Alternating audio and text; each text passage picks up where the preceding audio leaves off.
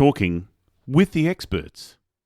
Hello everyone, and my name is Rose Davidson from Rose Davidson doesbiz.com, and I'd like to welcome you all to Talking to the Experts today. And my guest today is Scott Carson, and Scott describes himself as just a man having a crack at life.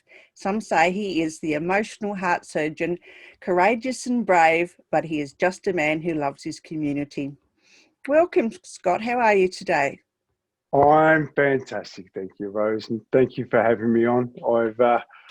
I'm enjoying our little interaction in this journey we call life because it's definitely improving as we go along. Excellent news. Now, you've got a little smiley thing going on behind you. Tell me a little bit about that.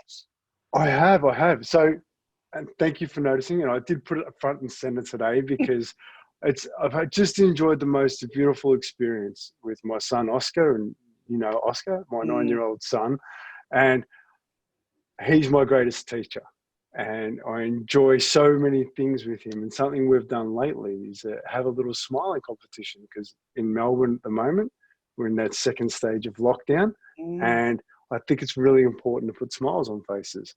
So, and I'll share with you why soon. But first things first, I'll tell you about the picture. So what we asked was all the kids to send in some pictures for us, and we would put them up. And then every day you have a winner. Luckily enough, they win a pair of socks, Cool. which is really cool.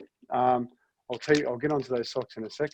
But the picture behind was drawn by two gorgeous kids, and their dad, very sneakily on the way home from work, dropped off a poster, and it says, "Thanks, Scott and Oscar and Smilligan," because Smilligan. Yeah, I know who Smilligan is, but yeah. You know who Smilligan is? Yeah. Do you tell our viewers about who Smilligan is? I'll tell you who Smilligan is. Smilligan is the smiley, or the ambassador of Sunday Sessions, and Sunday Sessions is a social health group for men that I run every Sunday. Currently, I'm not running at the moment due to COVID, which is a bit of a shame, but it's a walk, jog or run every Sunday morning at 6 a.m. We're taking it back to one location when we start up again, because we believe that it's going to be a bit of a challenge, just getting people out and about. But it's basically there designed to start your week off on a good note. If you've had a few beers on a Saturday night and you get up a bit groggy, come down, have a walk or a jog, get it out, go home to your family with a smile. It's a place for blokes to be around each other, so we can build a community of guys who can actually take the time, have a chat, do something good for themselves, and still engage in family time. So, and that for me has been one of the most important things. Yeah, I love it. I love the people in it. And so 6 a.m. in the morning, if you see us walking or jogging past us, one of the most important things we do is always say morning.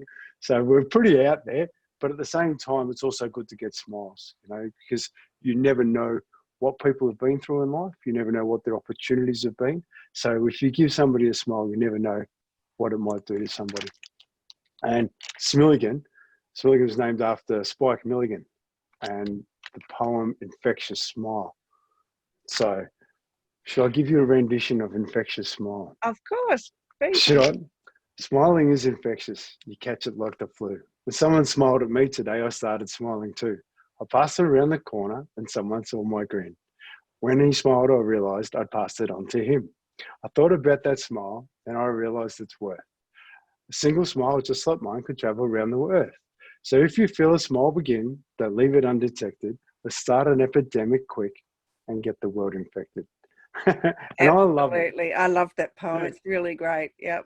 It's beautiful, isn't it? And Oscar's taken it on himself. Like, probably he should be here for part of this interview because he lives it, and we sit there and try to find ways to put smiles on people, because it's really hard to get people engaged in anything at the moment. And so we switched it a little bit. We put in dad jokes. We did all the bits and pieces. But at the end of the day, if we do share smiles, that's the beautiful thing. Yeah. And like even to the point where at the moment, I'm just waiting for him to arrive.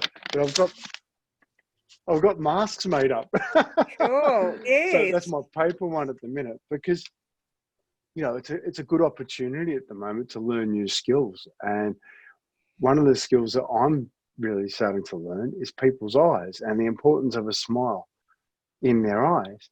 So as much as I don't enjoy wearing a mask and I limit my travel because they're there, I think it's really important to learn the new skills and see the different things and how you can engage with people, because the eyes make great contact, you know, and so I'm enjoying that challenge at the minute. So I'm talking heaps, but anyway. So, but I do, if it's all right with you, I would like to share with you the socks, because these socks aren't just ordinary socks. I mean, they're bright, and they've got black dots, you know, like it's big black polka dots. And there's a pretty big message in behind them. And a small portion, a couple of dollars of each pair of shoes that get sold goes towards financing me so I can continue to do the things I do within my community, because at the end of the day, you know, I always need the fuel to keep going, you know. So, but with the socks, there's a pretty big message in behind them, you know, like, and we encourage people to either buy a pair for themselves, or even better, buy a pair for somebody else and leave a message in them and let them know that, you know, things will be okay. Because on the back of the package, you've got a little note which says, wear these socks with a smile. The black dots represent our dark days. We all have them. No one's getting out of that. The yellow is the warm winter sun that you can feel on your back on those gorgeous sunny days. So on those dark days, let the warmth of our community get around you. Share these days so that we can all learn and support each other. The easiest way to do this is by putting these on with pride and sharing the story of them, so that you can pass on the smile you felt when you received them. Let's infect the world with smiles. I hope you're smiling. So that's my little thing to the world. If we can Bit get of some advertising smiles for the day, yeah. Oh, well, absolutely. Like, there's no, like, I tell you, Sunday sessions as a whole, you know, like, I've been running it for a couple of years, and my investment is my time. And I love it, because I know the difference I make to people. And it's not even the guys I spend time with. There's been a lot of guys that have come down with all sorts of opportunities in life, and, you know, they get around it and we get around each other and we support each other. But it's not only that, it's the people that you see. Like, when I'm running around, I should have a shirt in here, but I don't. There's a big smiley. It's on my chest. So you see that well and truly before I get to you. You can't help but smile before the time I get there, because you've already engaged. And at the end of the day, for me, life is about connection and engagement. So, yeah. Sorry, I've gone on and on, but that's one part of my life. Yeah. Well, what's the other part? What do you do outside of the Sunday sessions? Well, Sunday sessions are a relatively small part, which I would like to get more engaged with. But I'm a dad, you know, my number one job. Yep. You know, and that's support him emotionally, help him grow outside of an education system that doesn't always support the growth of kids in the way I want to see it done. And it is, at the end of the day, only my opinion. But I think the emotional support behind kids could always grow. And I think that's something that is becoming a focus these days. And I'm really enjoying the journey. Yeah. So, and what else do I do? You know, as you know, I'm the host of Thursday Night Live and the Campfire Project, which is a We Together initiative. Yep. Which again is, you know, it's very similar to Sunday sessions. It's not a paying gig. It's something that I'm just passionate about. I'm so passionate about people connecting and actually being a part of each other's lives and actually learning to hear each other, because I think that's the best gift we can give to each other. Yeah. So. Yeah. Yep. So, you know, your outlook on life, you know, is amazing, and you're so infectious. How can this be translated into a business situation, do you think? Yeah, great. That's a really good opportunity, because I'm currently working on a project that I believe will be something that will have a significant difference within our community. Project's called Bungee, and my role within the company is custodian of values and culture. So there's no CEOs. Lisa Jane is the custodian of the heart. So we're working in a way that we're going to actually be asking for sponsorship from companies to support us in our endeavour, because we want to provide the service for free for everybody. And actually, on the other side of this board is the opportunity of life, where we're going to help people accept where they're at, gain a better understanding as to what they can do with their situation, and then take responsibility to move forward. And it's a big step for some people, and it's looking at all parts of your life, because at the end of the day, you look at a life's journey, there's so much involvement in so many different areas. It's impossible to sit there. And I think what's happening right now, especially in Melbourne with COVID, everybody's sitting there going, what do I do? What There's do a I lot do? of There's fear so around. much. Yeah. Correct. And it's uncertainty that really hurts. It's not knowing when, how, why. So part of that is accepting, okay, so right now, like I'm in the middle of lockdown, and I'm actually quite happy, because I'm working on me. I'm finding ways to do things for me so that I can be stronger, support my family. It's not always about doing for you. More often than not, it's about supporting others so that you can work together to create a better environment for all. My current environment is my family. So I'm not searching for work. I'm actually working hard on the project that I believe in, because I'm financially, we're okay. It's not like I'm driving a Rolls Royce or anything, but there's food on the table, roof over my head, the house is warm. My job right now is to support the emotional and well-being of my son and my wife, to make sure that we all get through this correctly. I feel that's much more important. So, yeah. Yeah, so I guess what you're saying is this project can be taken into a business to, I guess, get employers and employees to work more closely together rather than having a hierarchy.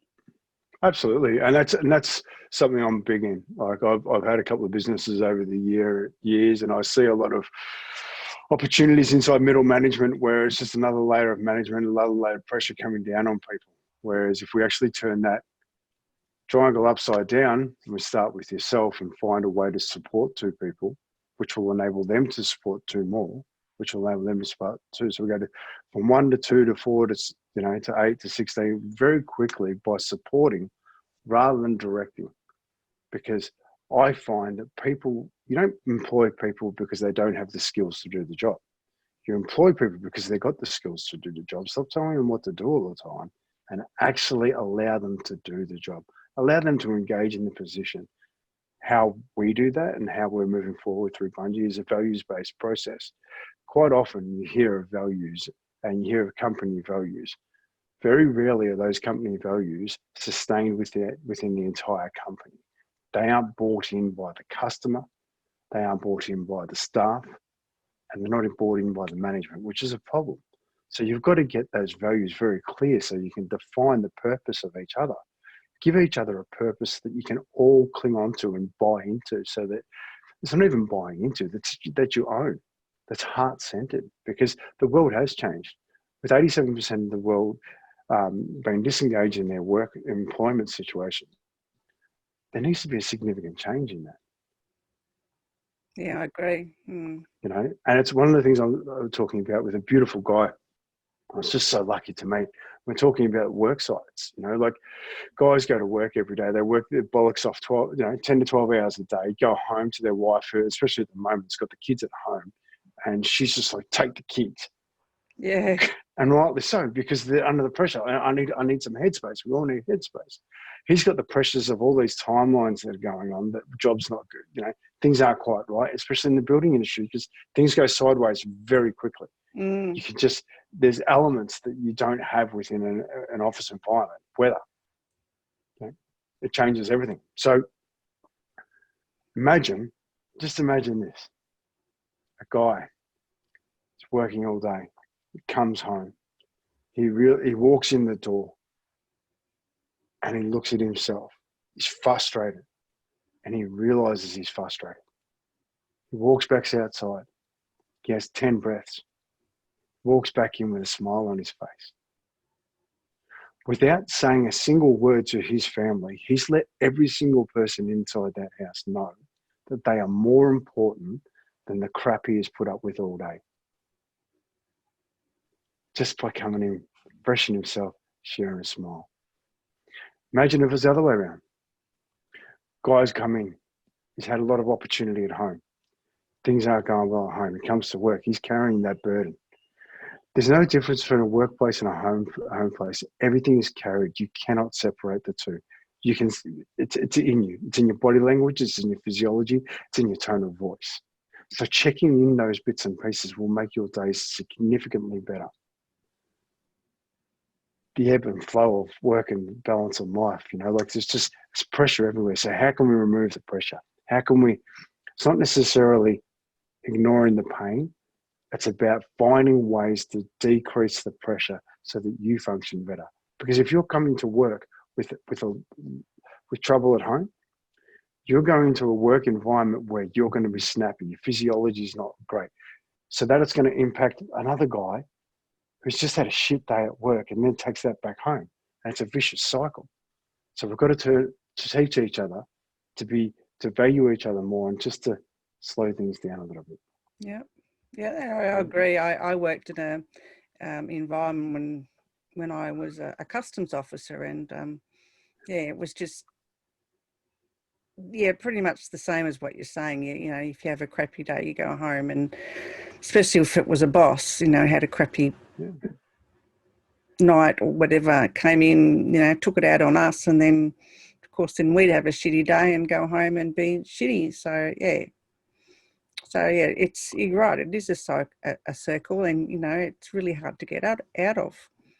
Yeah, so and that's part of what we're putting together, like putting together an opportunity for people to speak, because more often than not, it's the inability to be able to communicate how you're feeling that stops any progression in any form. Yeah. So we're trying to give people an opportunity just to accept where they're at. One of the things that I'm trying to do at the moment, and I'm really looking forward to, is doing my conversations and giving everybody that's at the conversation a pair of socks, because the socks have a bigger statement than just a pair of socks. Yeah. There's a deep message behind them. But imagine taking these socks home and explaining to your kids what they are, explaining to your wife what they are. Gives you an opportunity to have this conversation that there's no pressure on it. This is just what I've got. These are great. Have a look at these. Oh, well, that's a pretty cool story. Actually, I've been feeling a bit like that lately. It opens up the avenues for conversation, because I truly believe if we can find avenues of conversation, then that's how we're going to grow as a society. Like you and I just had one of the most amazing conversations I've ever been a part of, and I've never felt so loved and honored in my life. I had 5 beautiful women hold space for me to ask questions and talk honestly, and that reverberates. Yeah, well, I felt safe to ask. Yeah, well, it's safe for us too, for us to go into the campfire and talk about those things. The campfire project's a really great opportunity to be open and honest and share your life story and your thoughts, and so there's a little plug for you, Alan. Okay. Well, look at that. But Alan's all about communication too. He is, like we're at the end of the day, it's one conversation at a time. We're gonna change the world, right? And I'm a firm believer in that, because it's Paul Stratton, gorgeous man, listens to people like I've never ever heard anybody else do. It's just phenomenal. I admire the man so much. And all these people are inside the Campfire Project, and there's no financial benefit, but there's so much wealth there. And the wealth comes from us sharing our stories, hearing each other, talking about these things. Yeah. So the more ways we can find to communicate. So there's so much to come from me. I'm only just getting started. I've spent 27 years in the building industry. I've worked pretty hard to lose everything, to have everything fall apart through, quite a few different reasons, through partnership breakup, through a severe accident, through so many different opportunities, and the one thing I'm realizing more than ever is the importance of a smile. It changes everything. Yeah. changes your demeanour. You can't be angry when you've got a smile. So, Unless you're a dishonest person. very much so. Then that changes everything, you know. Mm. But I don't believe anybody ever does anything based upon the fact that they think they're doing the wrong thing. Like, everybody looks at a scenario and goes, okay, what are my options here? And they always make the right choice for themselves in the moment. So maybe we just need to educate them in a different way. Because for me, you can only ever do anything based upon your experiences you've had. Until you've had different experiences, you'll never learn anything else. So it's really important to have many different experiences so that you can actually educate yourself, you know. So what are your words of wisdom then for a business owner who, you know, he might be just a sole trader, or he may have staff? Just what is your words of wisdom around our little discussion today? It's really important for it to feel good. It's important for you to feel good. The best project you'll ever work on is yourself. Because if you're not looking after you in every aspect, and it doesn't have to be, or actually don't do it all at once. Pick one thing you're going to work on for a little bit and focus on that. Improve that to a skill that you can sustain. Then work on something else. Because you are extremely important. You're the most important person in your business, bar none, because everything you do will be amplified across your staff, across your customers, across your home life. You are the most valuable asset you have. Well, that's very sound advice. So, and all right, my darling, it's lovely to speak with you. Thank you, and see your smiley face. That's around a bit. So, Rose, thank you for being you, and I really enjoy having you in my life, and I want more people to get to know you and what your opportunities are, because I tell you, look out, world, you're coming. All right, Scott, thank you so much. Beautiful. And we'll talk again. Done, I'd like that. Beautiful. Okay, thanks, Rose. Thanks.